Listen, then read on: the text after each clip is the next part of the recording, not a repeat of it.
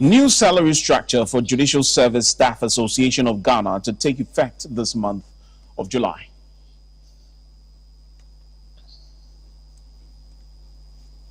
Conference of Heads of Basic Schools unhappy about non-payment of capitation grants for basic schools for the past 2 years.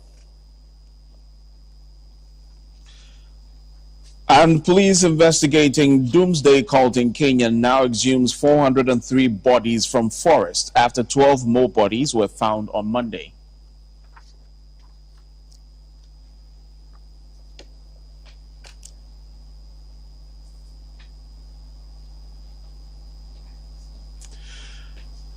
You're live on News Hour right here on GBC News and on GTV. My name is Jonathan Thompson. And I'm Sarah Furi.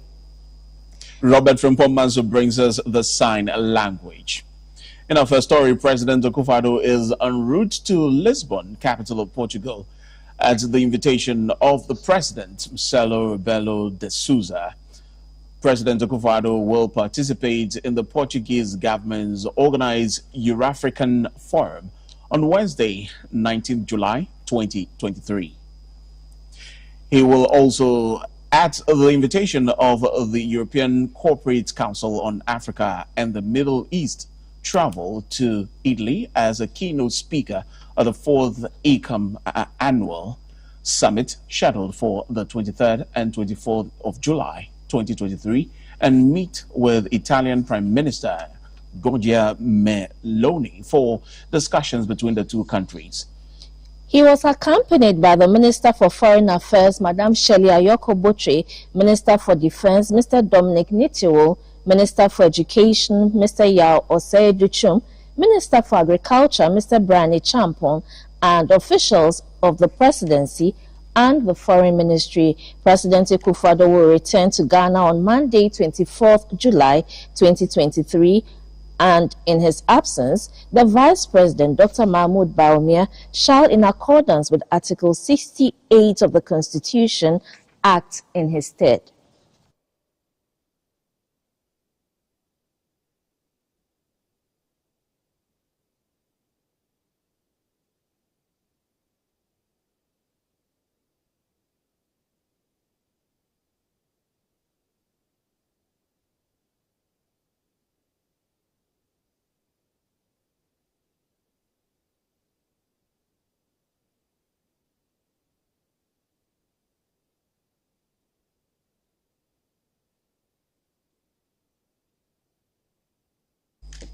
Now, on a rather bizarre note, 2 siblings got drowned in River Pompon near Intancro, a community at Kintampo, capital of the Kintampo North municipality of the Bono East region. The deceased, a pregnant woman, and 2 male adults were traveling on a motor tricycle from Intancro to Kintampo. News gathered that there was heavy rain causing the Pompon River that links Intancro to Kintampo to overflow its banks around 3:30 p.m. on Sunday. Intancro residents say the motorcycle rider refused to wait, as has his colleagues and other commercial vehicles, till the flood water subsided before attempting to cross. They say in an attempt to cross, the motorcycle somersaulted and landed in the river. Bystanders quickly rushed to the scene and called NADMO officials and the Ghana National Fire Service personnel and were able to rescue the pregnant woman, a male adult, and the motorcycle rider. After several hours of search, the search party was able to retrieve the lifeless body of a 6-year-old girl on Monday morning. The MCE for Kintampo North, Mr. Isaac Bafo Ameyel, spoke to GBC News. The MCE, who described the incident as an annual ritual, said whenever such an accident occurs, they consult an oracle to perform some rituals to enable them to retrieve the body. But this time, all efforts made to retrieve the body of the 4-year-old girl has not been successful. A unit committee chairman of the area, Mr. Kweku Jambuni, an eyewitness, also spoke to GBC News.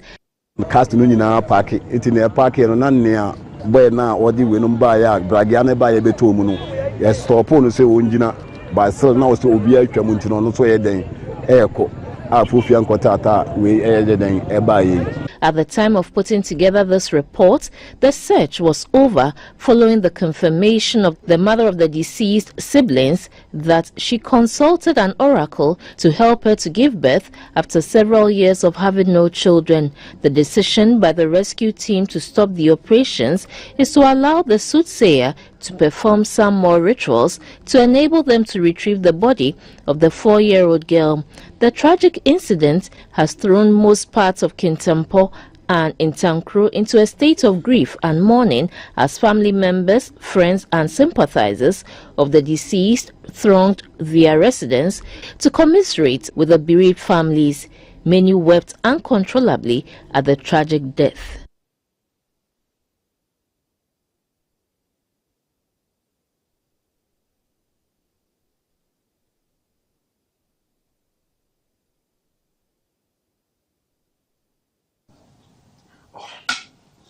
The National Food Suppliers Association on Monday besieged the National Food and Buffer Stock Company after a no-show from government. The Minister for Agriculture, Mr. Brian Champon, had promised a July 17 payment date after continuous demand from the association, but no monies has been released yet as of Monday on the assured date. Clara Milano reports.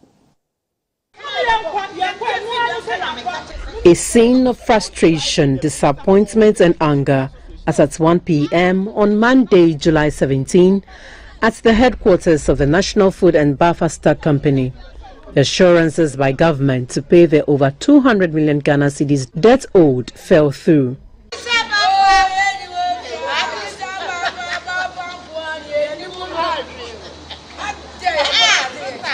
They commuted from Tamale to Techiman, Ashanti and to the Volta regions. Members of the National Food Suppliers Association had gathered here on the advice of their Greek minister to collect their monies for the 2021-2022 academic year. Calls, text messages and all means to reach people that matter on Monday to fulfill their promise failed. On Friday, the minister called the secretary to the association and gave him a message to be given to all the members. Which of the ministers?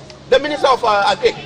I gave it all the members, and same message was communicated to everybody that members should assemble here and take their money. Now they are here, the CEO is telling us that he doesn't deal with the association. By 3 p.m. at the Ghana International Press Center, news reached members that Mr. Brian Champon had issued a check releasing the monies to settle the arrears, which would reflect on Wednesday, July 19.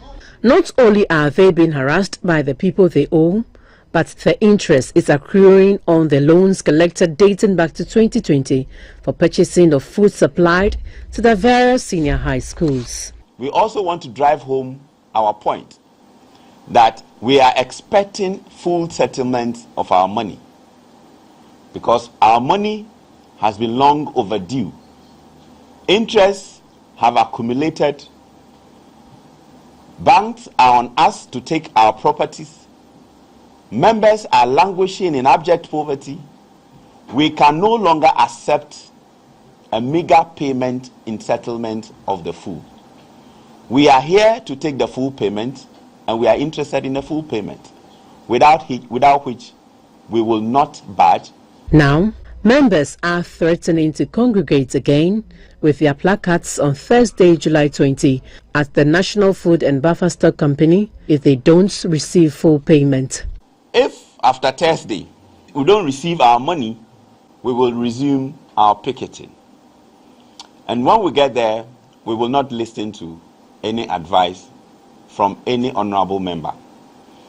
Because where promises upon promises have failed, we will not be willing to listen to promises after Thursday.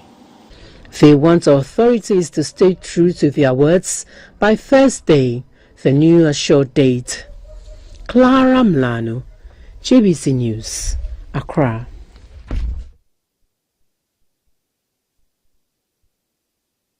Now, there are more demands in the economic sector. Now, the National Association of Institutional Suppliers is asking government to pay arrears owed members of the association.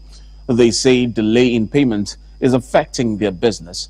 At a media briefing in Accra to make public their concerns, a spokesperson of the association, Mr. Emmanuel Aivo, said the association wants their arrears settled in a fortnight, as the suppliers are critical in the free SHS policy chain.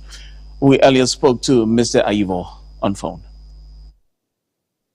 The National Association of Institutional Suppliers constitutes all suppliers for free SHS policy. So we have those at the clothing sector, we have the food sector, then we have the stationery sector. So we all come together to form one umbrella that applies to free SHS. As we speak, government is supposed to pay from batch 1 to batch 19. It's only batch 4 that has received. They are yet to pay for batch 5 to batch 19. So majority of our members haven't received their money. Government will always assure for that one, but as for him fulfilling the promise is also another thing to talk about. This issue we are talking about is 2022-2023 academic year. Some sent their invoice way back in April 2022. So look at just the distance. It's over a year now.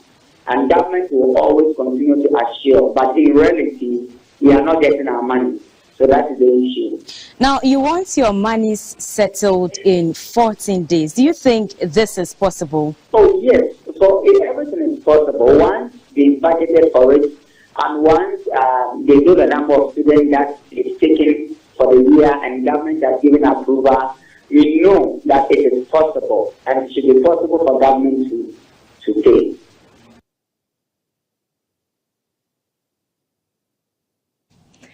The Conference of Heads of Basic Schools is concerned about the non-payment of capitation grants for basic schools for the past 2 years. In a communique issued at the climax of a week-long celebration, the association said infrastructure challenges, school feeding problems, and the lack of textbooks are impeding the efficiency of basic education across the country.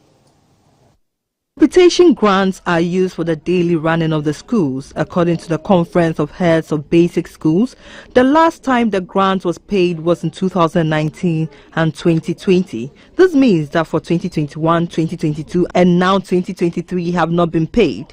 Some heads of basic schools say they are compelled to either borrow money to keep the schools running or to take some items and services on loans to ensure that the schools are not closed. At the end of a week-long celebration of the heads of basic schools, the regional secretary, Mr. Ernest Kukubo, in a communique said the situation is making effective teaching and learning difficult. Mr. Kukubo also touched on the challenges of school feeding, lack of textbooks and furniture in schools. Most head teachers not being placed on responsibility allowance and thereby affecting their role, their morale and capacity to discharge duties effectively as expected of them. Rampant encroachment of school lands by indigents and so-called developers, coupled with attacks on teachers and learners, is a great source of worry to school managers. Hence, the need for appropriate authorities to help curb the menace. The national chairman of the heads of basic schools, Mr. Nicholas Ni Papo Ado, asked government to, as a matter of urgency, release the capitation grant. Capitation, for instance, has been in over closer to 2 years or over 2 years. So if it is over 2 years and still the administrator at the basic school is still going to school, seeing to the administration of the schools, then you can see that if those accoutrements or the equipment are given to that head teacher, is going to perform extra O. The week-long celebration was marked with various activities and climaxed with a visit to some tourist sites, including Crossover Asenchi, the Walter Lake, among others. Government has approved a new salary structure for the Judicial Service Staff Association of Ghana.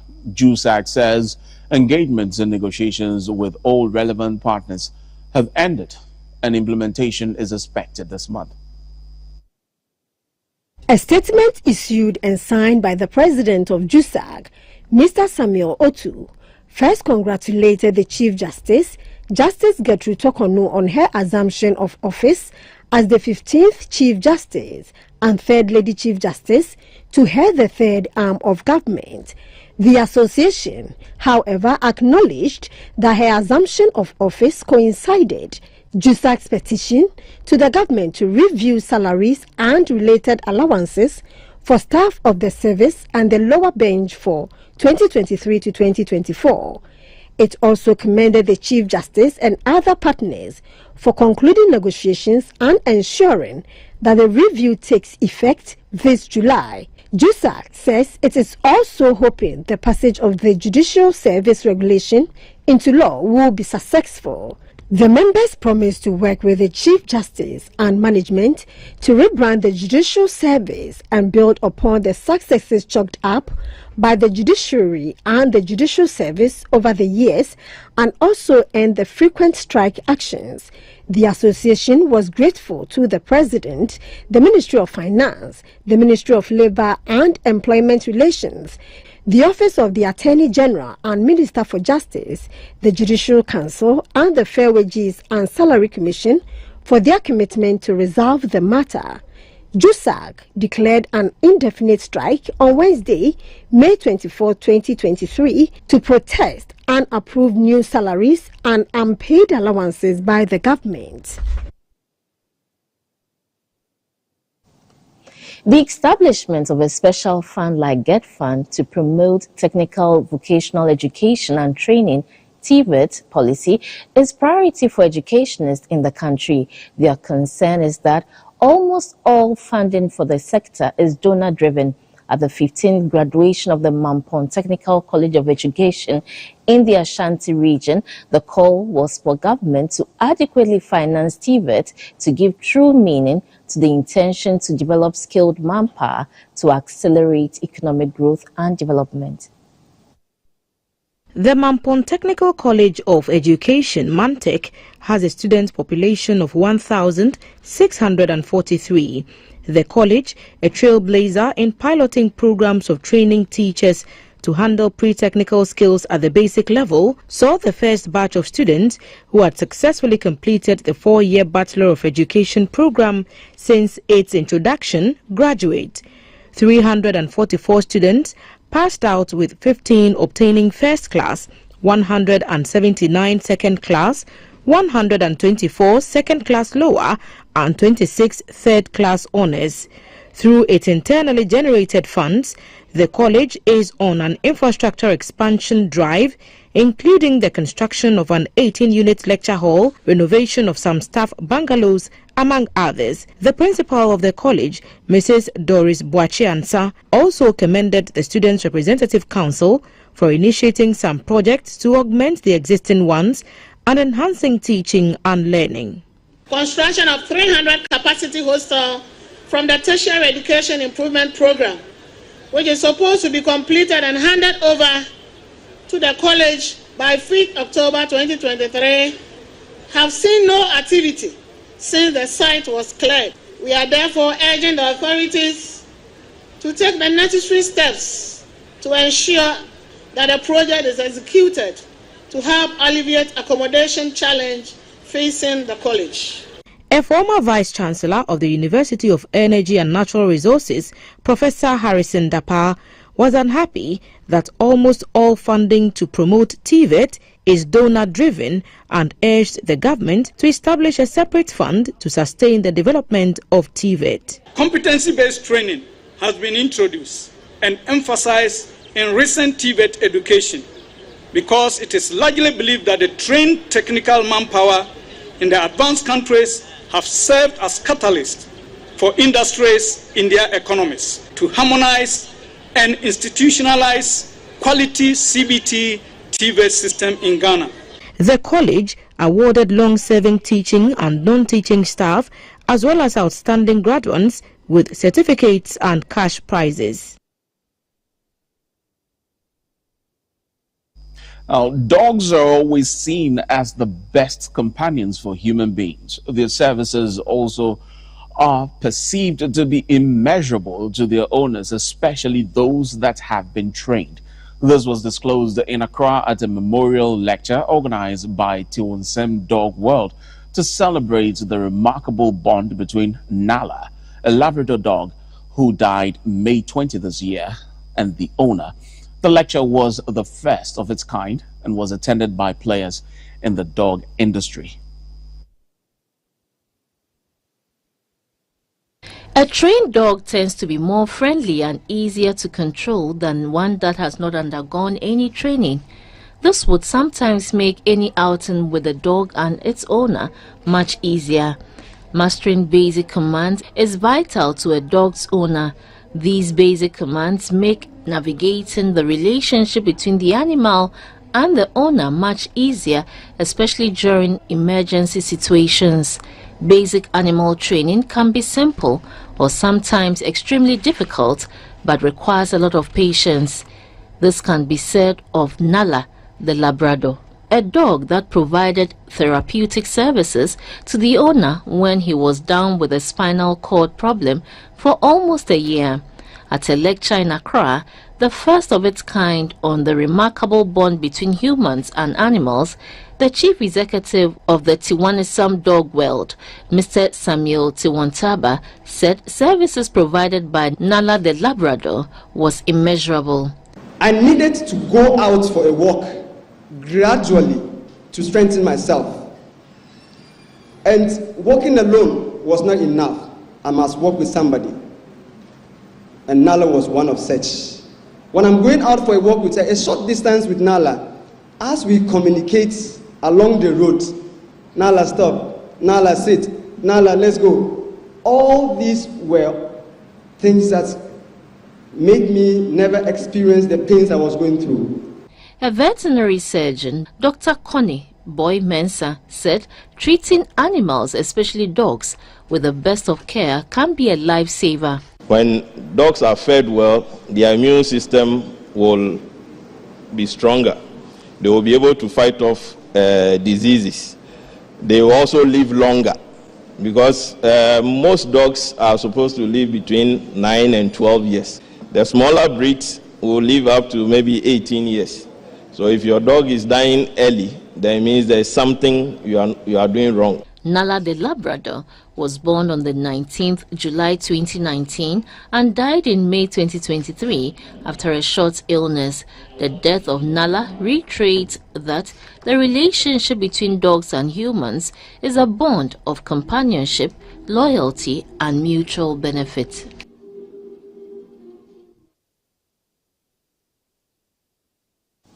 Loyal indeed.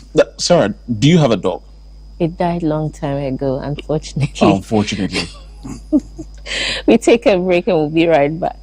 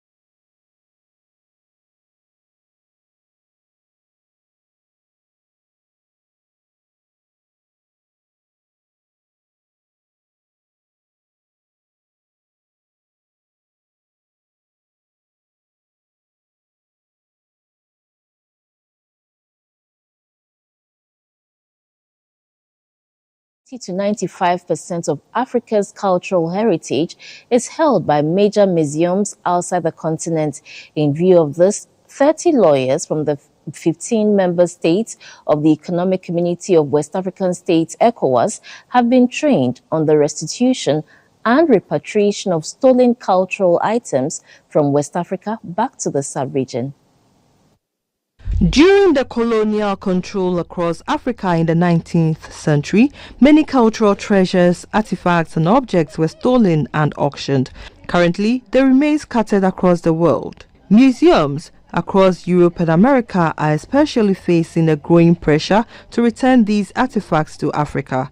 In West Africa, the ECOWAS Action Plan for 2019 to 2023 for the return of African cultural property to its countries of origin gives the member states a framework for consulting and convincing interlocutors of the need to deal with the issue of restitution as a whole and not a piecemeal or case-by-case fashion.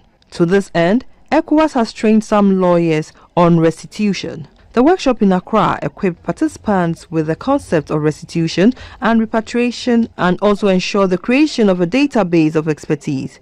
The Chief Director at the Ministry of Tourism, Arts and Culture, Mr. John Agbeku, called on the trained lawyers to engage in constructive engagements that can pave the way for the return of West Africa's stolen artifacts. We have also been able to assess progress made by member states so far in the restitution process, ascertain the challenges and learn lessons from the process.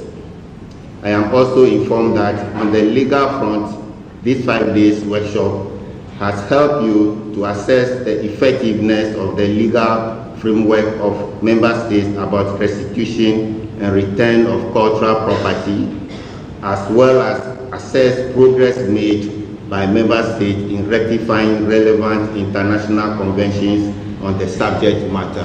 Professor Ahmed Tijani is the Director General of the National Commission of Museums and Monuments in Nigeria. We have negotiated with countries like Germany, where we signed agreement to repatriate 1,130 Benin bronzes that are in various public museums in Germany. We also signed an agreement with the Honeyman Museum, where we repatriated a number of objects from there, as well as also the museum of the museums in Aberdeen University Museum, and then in Cambridge, Jesus College, and we are also waiting to sign agreement with the University of Cambridge Museum of Archaeology and Anthropology. We have repatriated some objects from the Smithsonian Museum of African Art, the Metropolitan Museum, and a number of other museums. The Deputy Chairman of the Expert Committee on Restitution of Stolen Goods from Africa, Mrs. Jifa Gumashi, stressed the need for Ghana to invest in the promotion of her cultural heritage and also identify with her past in order to create a prosperous future for the citizenry. The Ghana Stock Exchange is targeting 10,000 students this year's financial education. The exchange, with the support from the Central Securities Depository and the Young Investors Forum, through 3 flagship programs: Capital Markets Quiz, Stock Pitch Competition, and Investment Education, is positioning students for future. The main objective of the GSC Financial Literacy Program is to educate students on savings, investments, and future financial planning. Last year, we were able to reach about over 5,000 students by visiting 37 senior high schools and tertiary institutions with our 3 programs. So the 3 programs are the Investment Education Tour, where we visit tertiary institutions to educate them on the basics of savings and investment, and then how they can plan their careers in the capital market space. The second program is what we call the Stock Pitch Competition, which is actually for the tertiary institutions, where they learn how to pitch an investment proposal for somebody to consider buying shares in a company. And then the third program is what we call the Capital Market Quiz, and that is one targeted for senior high schools, where they learn everything about the capital market, investment, savings, and every other thing that they need to know about the capital market. Last year, the financial literacy program reached 5,000 students across the country. The aim is to extend the initiative to 10,000 students this year. The whole idea and the ultimate aim of this financial literacy program, being organized by the Ghana Stock Exchange, CSD and Young Investor Network, is to ensure that every Ghanaian becomes financially literate. Until every Ghanaian becomes financially literate, we will not stop this program. The Ghana Stock Exchange believes that when Ghanaians become financially literate, they will make sound investment decisions which will have a collective consequence on the Ghanaian economy. Let's take a look at the forex as well as the commodities.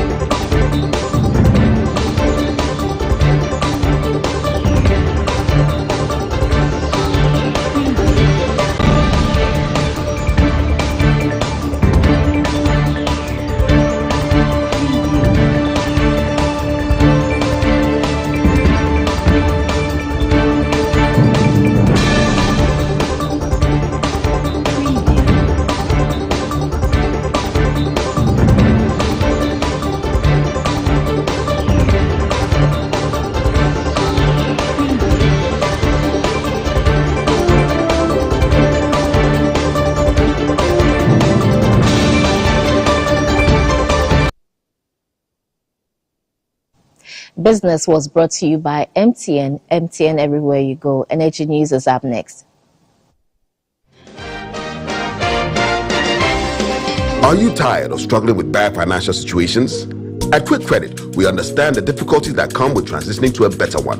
That's why we're here to simplify the process for you. With loan facilities from 1,500 cedis upwards, all you have to do is call and we will take care of the rest. All you need is your national ID. No savings, no collateral, no susu, no deposits, and no account opening required. Quick Credit has you covered. Whether you're expanding a business, starting a new one, facing an emergency like school fees or funeral expenses, or even just in need of a salary loan. What are you waiting for? Call Quick Credit today. 0302 200 390 or 059 692 0833. We do not give loans via the internet. Quick Credit is regulated and licensed by the Bank of Ghana. Terms and conditions apply. Quick Credit. Lending made simple. Every child needs support to develop emotionally, socially, and physically. Early childhood development is the way to go.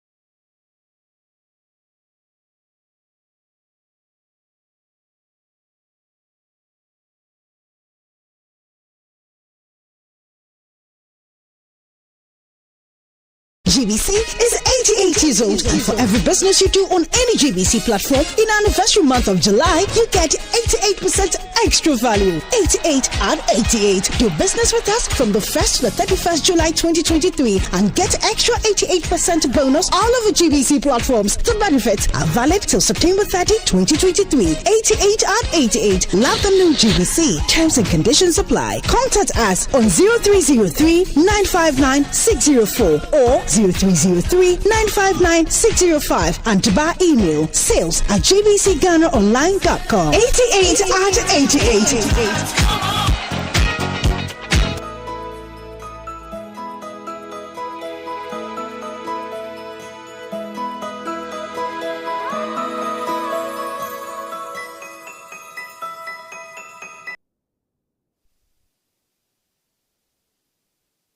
Hello, good evening. Let's do some energy news stories. Some oil marketing companies, OMCs, have increased prices of petroleum products at the pumps by 10 to 15 pesos per litre from today, July 17, 2023. Total Energies is selling a litre of diesel and petrol at 12 cedis 45 pesos from its previous price of 12 cedis 30 pesos per litre. GOIL is offering a litre of diesel at 12 cedis 45 pesos, while petrol is going for 12 cedis 40 pesos. Shell is also trading a litre of diesel at 12 cedis 45 pesos. Executive Secretary of the Chamber of Petroleum Consumers, COPEC, Mr. Duncan Amoah, explains to Energy News the current upward review of prices in the second pricing window of July 2023.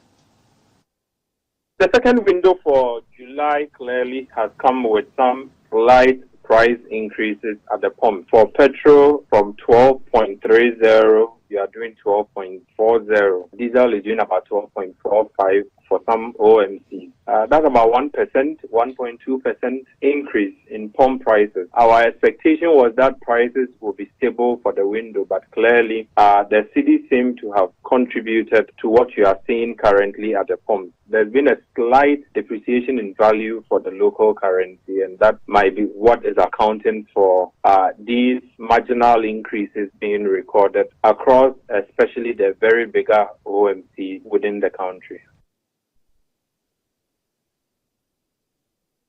Now, the World Bank is suggesting that Ghana implements an emergency action plan to resolve the country's energy issues. The bank says it is dedicated to providing technical assistance to ensure that Ghana's energy sector contributes to its economic growth. Is the call in the right direction? Is Ghana in the emergency energy situation? Dr. Yusuf Sulemana is an energy analyst and the CEO of Eureka Energy Solutions.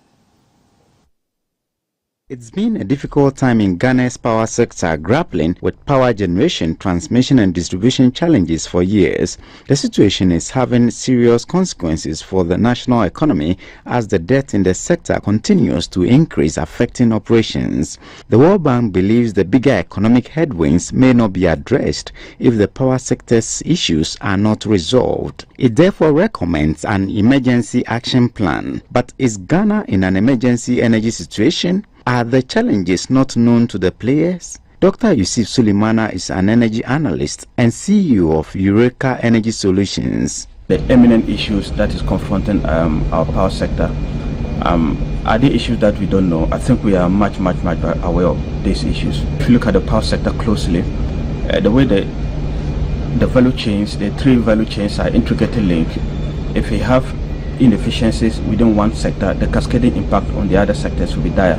We know that the weak link has been always the distribution component of our value chain, and so if the distribution component we have issues and we are unable to solve it, the spillover onto the other chains such as transmission and generation will be dire. What should be the way forward? Dr. Sulemana proposes some steps. We can't afford to let the distribution arm pull down all the other value chains. We cannot do that. The steps that ECG has taken in recent time, these are steps in the right direction. They just need to be supported. And also we make sure that we avoid unnecessary interference within the day-to-day activities of their duties. We can work out a model probably to diversify or liberalize that component into a private hands. Actors in the power sector hope the challenges will be solved to guarantee uninterrupted electricity supply to promote national development.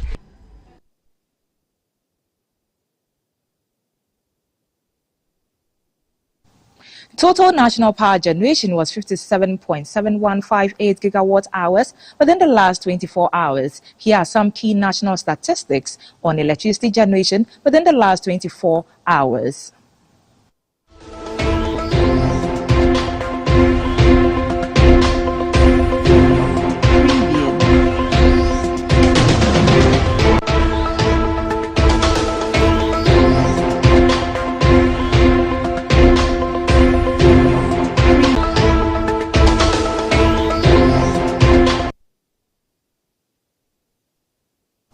Up next is the weather report. Thanks for watching.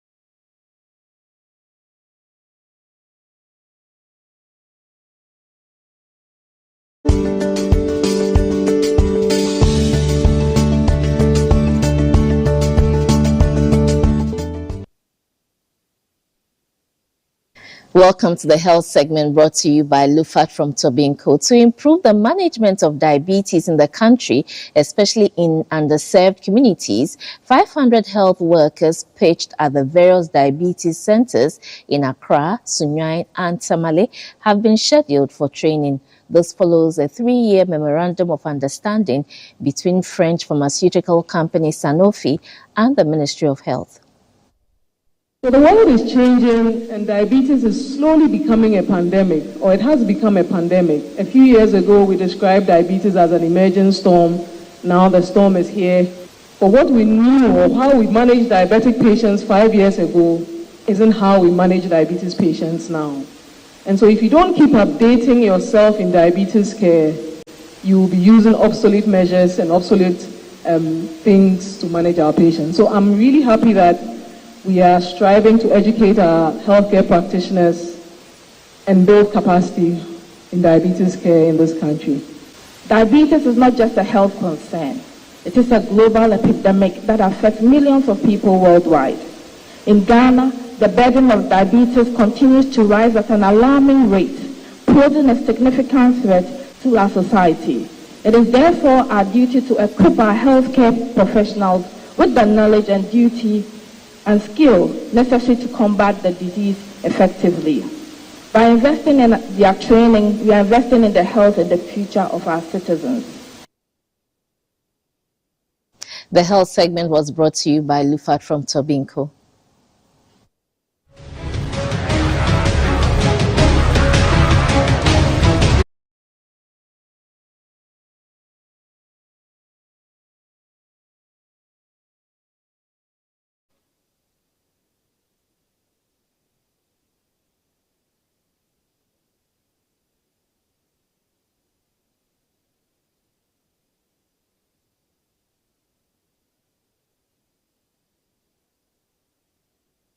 On the foreign front, police investigating a doomsday cult in Kenya have now exhumed 403 bodies from the Shakahola forest after 12 more bodies were found on Monday. Hundreds of people linked to the Good News International Church are believed to have either starved themselves to death, were badly bitten, or strangled at the Shakahola forest in southeastern Kenya.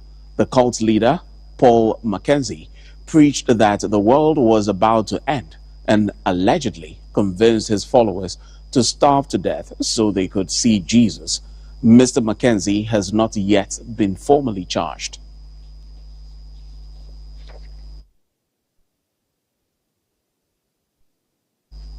Tunisia and the EU have signed a deal to tackle irregular migration, meaning those moving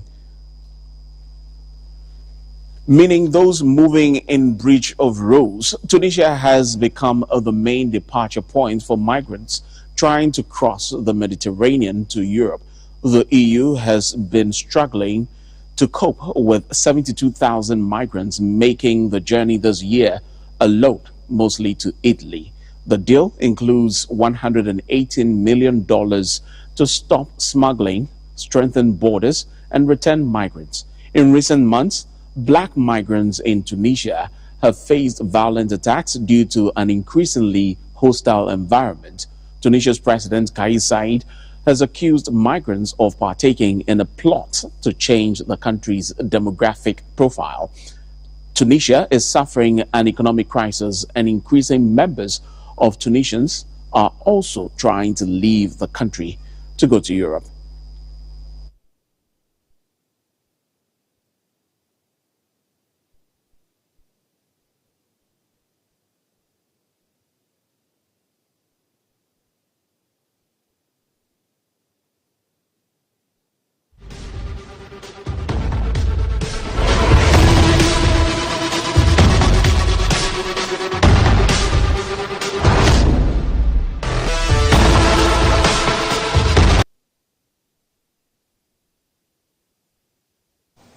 Good evening, let's talk sports. I am Theophilus Sampa to Be Soccer. Cheetah Beach Soccer Club recorded the biggest win on match day 5 in the ongoing Ghana Beach Soccer Premier League. They beat Tesh United by 8 goals to 2. The win has pushed them to the summit of Zone 1 table with 12 points plus 17 goals.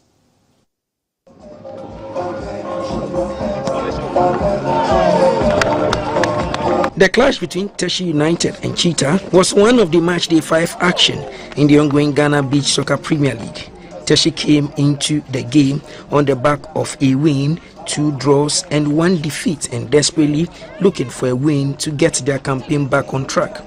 For Cheetah, the quest to make another history by winning the first sponsored GFA League was their motivation. After picking an opening win and being stunned on matchday 2, the Predators have not looked back again, picking up wins in their match day 3 and 4 encounters. Again, a win for them will keep their chase on league leaders Laoka on course. They made the best of the chances they created. They scored 8 goals and conceded 2. The welfare officer in charge of Cheetah Beach Soccer, Cynthia, praised the players for putting up a spirited performance. She promised the team will guard against complacency as they have assumed the top spot on the league table.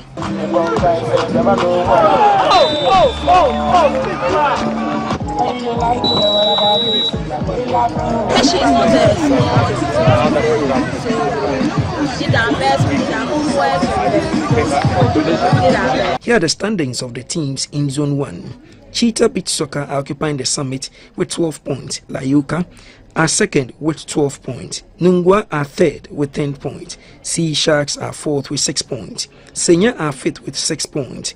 Teshie are sixth with 5 points. Okra Rangers are 7th with 4 points. And Dansoman Beach Soccer Club are 8th with 3 points.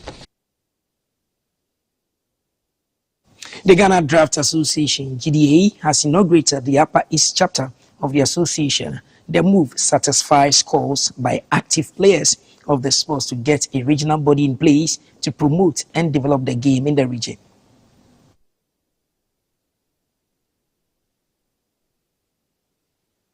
Draft was the first traditional sports association to be recognized under the National Sports Authority in the year 2020.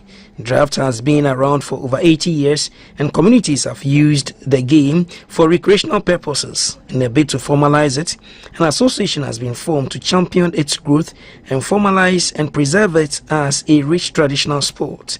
So far, the Ghana Draft Association has 9 chapters. The latest to join is the Upper East region. A swearing-in ceremony has been held. The Regional Director of Sports at the NSA, Mr. Idris Ahmed, administered the oath of office. The chairman for the Upper East Regional Draft Association is Engineer Lawrence Yeboah. The vice chairman is Professor Kwesi Bua, with Charles Ban as organizer. Assistant organizer is Mr. Clement Akurugu. The secretary is Mr. Richard Ayini, with Raymond Aduku serving as the assistant secretary. The treasurer is Jerome Abuguri. And we pledge our support that whatever that is required of us, we will do it with our strength, with our body, with our mind, everything. And also, we will ensure that, yes, when the regional bodies are being counted, we will also be counted among the regional bodies. The national organizer of the Ghana Draft Association, Mr. Elton David Antie Adi, called on corporate entities to come on board to support the sport. Now the number of regions draft is split professionally at 10. They are Accra, Volta, Eastern, Ashanti, Brong-Ahafo, Central, Western, Upper West, Wa, Northern, and now Upper East.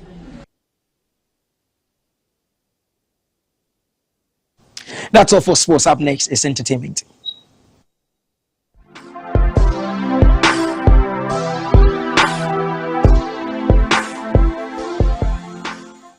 Hello, let's do some art and entertainment news. I am Hagar Owusu. Tra ADMA School has emerged the 2023 Adisa Village Storytelling and Folk Songs Competition. The event took place at the Art Center in Accra. It was an exciting experience as these young ones left the audience spellbound with their passion and creativity in storytelling and folk songs. All the 20 schools that competed showed exceptional skills and talent bringing stories to life.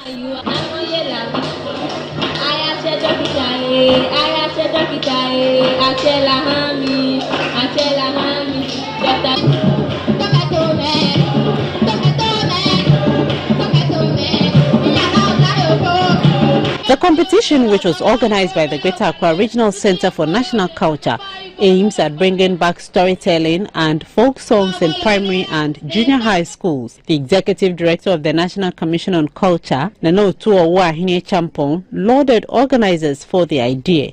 The primary objective of storytelling and folk song is to inspire young individuals and children within our society to use their imagination, convey cultural values, and motivate them to take action. Swaha ADMA School were judged winners at the end of the competition. Second place position was won by Chichere MA Basic School, and Mercy Islamic School picked the third position. Some students spoke to GBC News. I think this program should continue to educate the youth.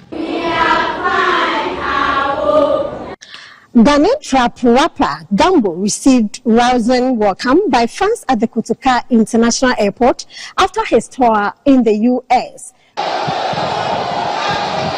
Amid drumming, singing and dancing, scores of fans thronged the precincts of the Kotoka International Airport to welcome their favorite trap rapper star, Gambo. Bashir Anan, popularly known as Gambo, is a trap rapper, singer, songwriter, entrepreneur, philanthropist and investor. He is also the CEO of Black Map, an organization set up to give the youth a platform to exhibit their God-given talents. Gambo is signed onto Ghanaian Liberian comedian Michael Blankson's label, Blankson's Management. His latest single, Katsup, is doing great in both Ghana and outside. Everybody knows Gambo keeps pushing. Gambo never gives up. And I want to tell everybody who are Bontana, who are Bibia, Jimuhudi.